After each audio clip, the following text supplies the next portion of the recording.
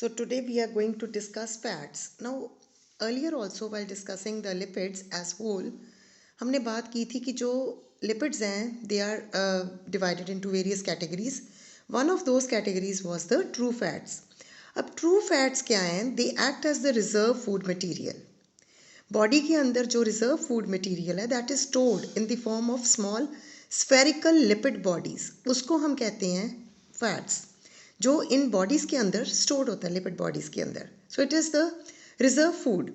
Now fats they are made up of carbon, hydrogen and oxygen like other organic compounds, but the proportion of oxygen is very low as compared to that of the carbohydrates etc.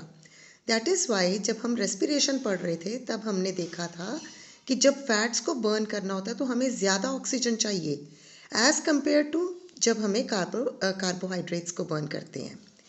So fats they are actually derived from carbohydrates and they can be transformed back to them. अब generally layman कहता है कि मैं तो fat नहीं खाता लेकिन फिर भी फैट डेपोजिशन बहुत है.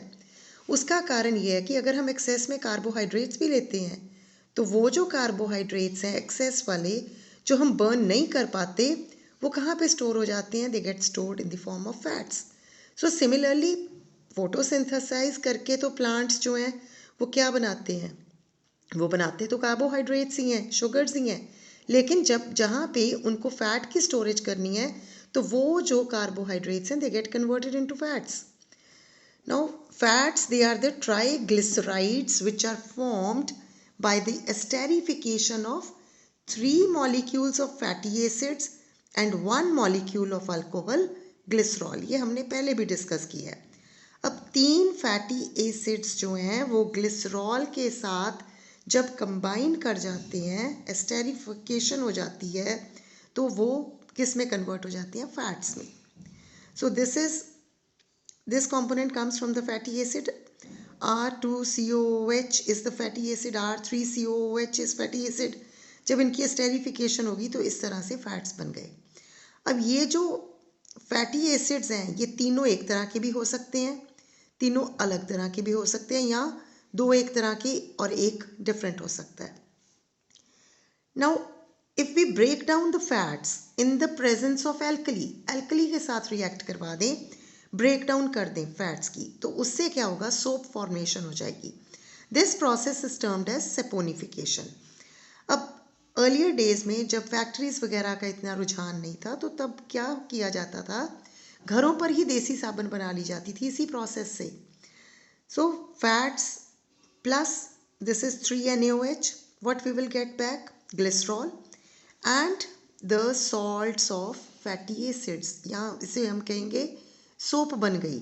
So R1COONA, these are the salts of fatty acids. 3 salts we are getting here. So this is saponification. Now we come to the synthesis of glycerol. कि glycerol की synthesis कैसे होती है? We know about aldehyde of glycerol, that is glyceraldehyde.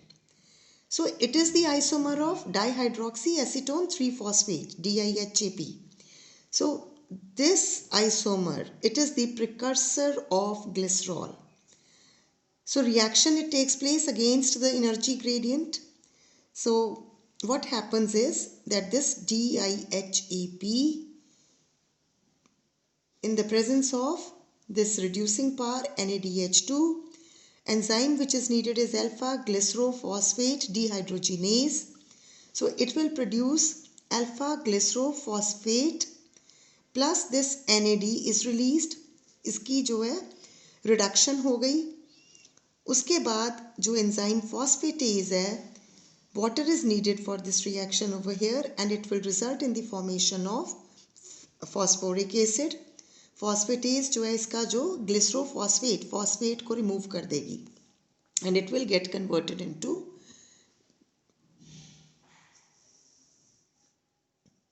so phosphatase, it will remove the phosphate in the form of phosphoric acid and the glycerol, it will be produced. So this is how from dihydroxyacetone 3-phosphate by the reduction it will result in the formation of glycerol.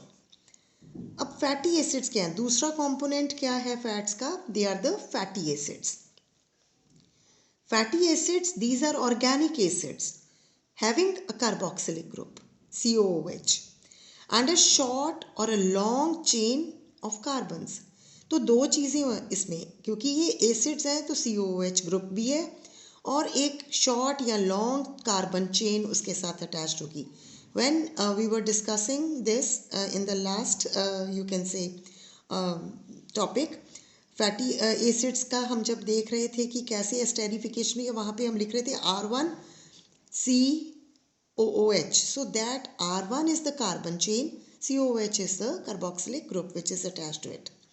So COOH is hydrophilic, ये hydrophilic है, जबकि जो hydrocarbon chain है वो lipophilic है.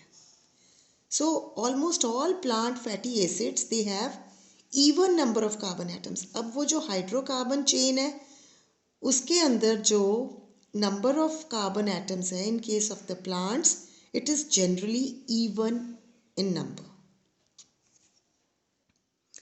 Now we will discuss the different types of the fatty acids. एक इसमें आ जाती है कैटेगरी सैचुरेटेड फैटी एसिड्स. अब सैचुरेटेड फैटी एसिड्स का जो जनरल फॉर्मूला हम लिख सकते हैं CnH2nO2. These are those fatty acids जिनके अंदर डबल बॉन्ड नहीं होता. So they are saturated, they do not have any double bond, and the series it starts with fumaric acid जिसका फॉर्मूला है CH2O2. The first three, that is up to propionic acid, they are not found in fats. Butyric acid जो है it is present in traces in sesame oil. तो butyric acid से शुरू होता है C4H8O2. So this is butyric acid. Then we have caproic acid C6H12O2. It is present in the coconut. Caprylic acid, again it is present in palm nut. Capric acid, it is present in palm nut. Lauric acid in coconut. Mustard acid in nutmeg.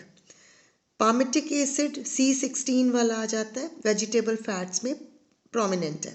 Stearic acid C18, again in the vegetable fats. Arachidic acid, as the name indicates, it is in the groundnut. So it has 20 carbon chain. तो ये जो सारे different types के acids हैं, these are saturated fatty acids because इनके अंदर double bond नहीं है. Then we have unsaturated fatty acids. Now these unsaturated as the name indicates, इनके अंदर एक या एक से ज़्यादा डबल बॉन्ड्स होंगे between the pairs of carbon atoms. So they have low melting point, they are oils at low temperature. They can combine with oxygen to satisfy their unsaturated linkages. Oxygen को अगर expose कर दें oxygen के साथ इसको, तो वो oxygen के साथ रिएक्ट कर जाते हैं और सॉलिडिफाई हो जाते हैं. तो ऐसे ऑयल्स को हम क्या कहते हैं? ड्राइंग ऑयल्स, जो सूख जाते हैं. These are used in paint industry. जो वार्निशेस वगैरह हैं पेंट इंडस्ट्री में, जो ऑयल्स हैं उनको जब लगाते हैं तो थोड़ी देर के बाद क्या होता है, वो ड्राई हो जाता है because it comes in contact with the air and air के साथ रिएक्ट करने के बाद वो ड्राई हो जाते हैं.